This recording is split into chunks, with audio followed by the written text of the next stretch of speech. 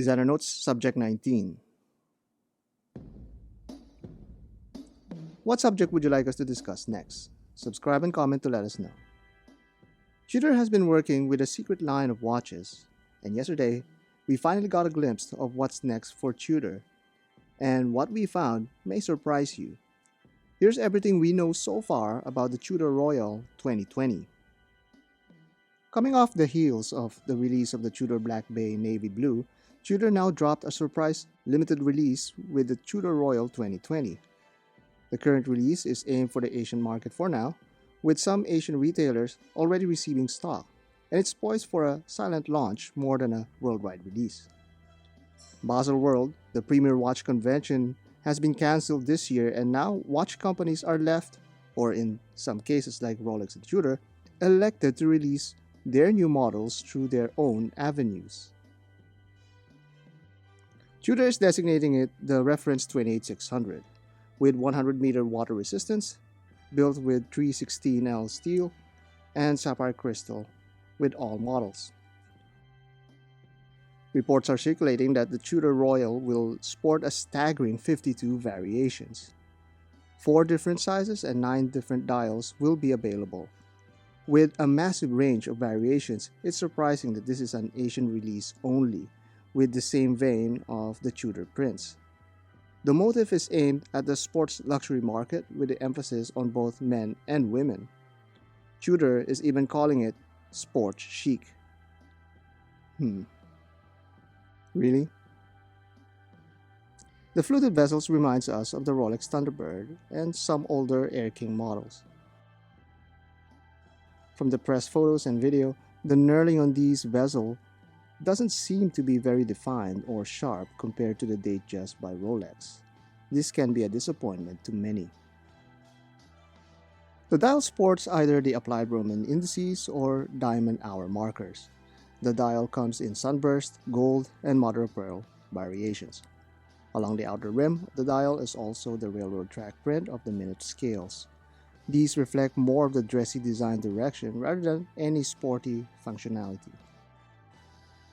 Hands are all the same baton hands with center applied lume. The sportiness is definitely felt in the 316L steel used for the cases.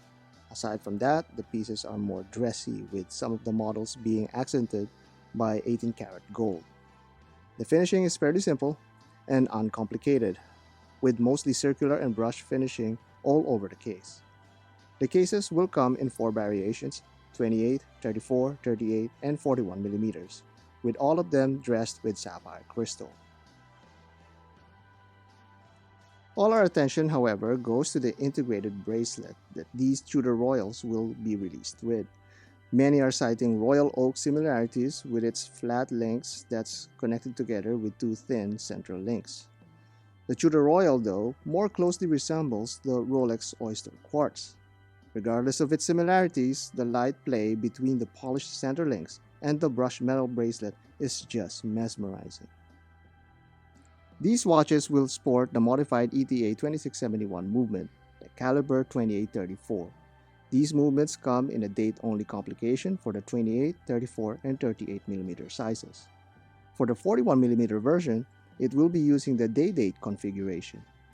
These ETA movements have only 38 hours of power reserve, which is about half of Tudor's in-house caliber offerings.